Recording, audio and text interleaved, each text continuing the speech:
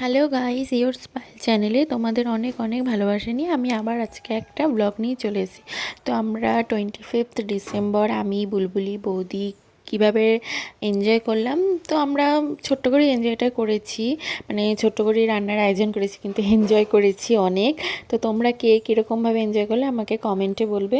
তো কি কি রান্না হলো সবটাই তোমাদের সাথে শেয়ার করবো। চলো ব্লগটা কন্টিনিউ দেখতে থাকো। এটা হচ্ছে ফুলকপির পকোড়া। এটা টোটালি বৌদি রান্না করছে, মানে ভাজছে।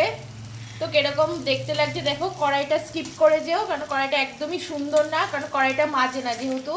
সব থেকে ছোট্ট সদস্য আমার বুলবুলি মাম্মা। দেখো বুলবুলি আমাকে এটা দিয়েছে পড়ার জন্য। তো আমি ফার্স্টে উল্টো পড়েছিলাম, আবার ঠিক করে দিয়েছে। দেখো আমাদের দুজনকে কিরকম লাগছে বলবে। ও খাবে না। আমরা এখন পকোড়া খাচ্ছি। এই দেখো আমাদের পকোড়া রেডি হয়ে গেছে। তো আমরা এখন খাচ্ছি, এখন এনজয় করি। আর পুরো ব্লগটা কিন্তু তোমরা অতি অবশ্যই দেখতে থাকবে। এই দেখো অবশ্যই আমি ডেসক্রিপশন বক্সে ওর চ্যানেলের লিংক আমি আবার দিয়ে দেবো, তোমরা প্লিজ সাবস্ক্রাইব করে দিও। এরকম বড়া আছে, ফুলকপি আছে, ক্যাপসিকাম আছে, আর ডিমের পকোড়া আছে।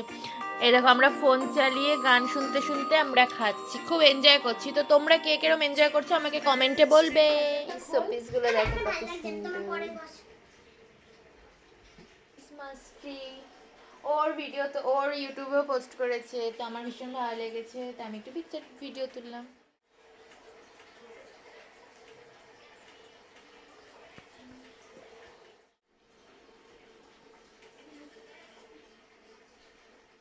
দেখো আমাদের এখন চিকেন রান্না হচ্ছে। চিকেনের জন্য আলুগুলো ভাজা হচ্ছে।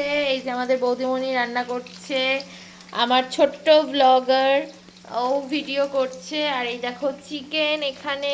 তো চিকেন কিভাবে কি রান্না করলাম সম্পূর্ণ রেসিপিটা তোমাদের সাথে শেয়ার করবো।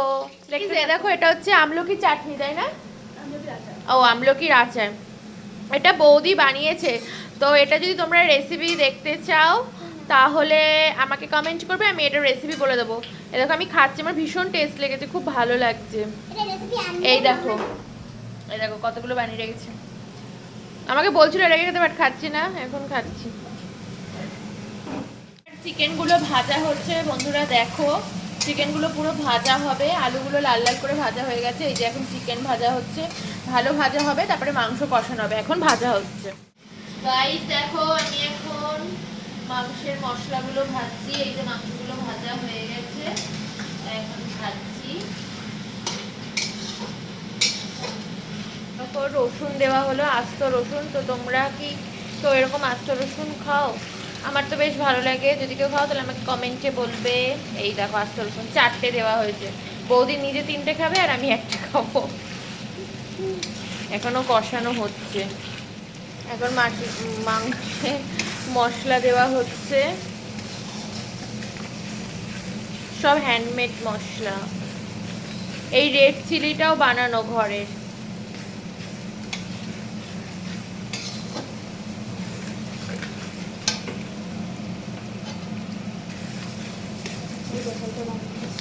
এটাও ঘরের বানানো।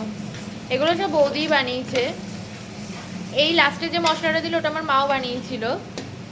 আর এইটার রেসিপি যদি আমাকে কমেন্টে বলবে, আমি বলে দেবো।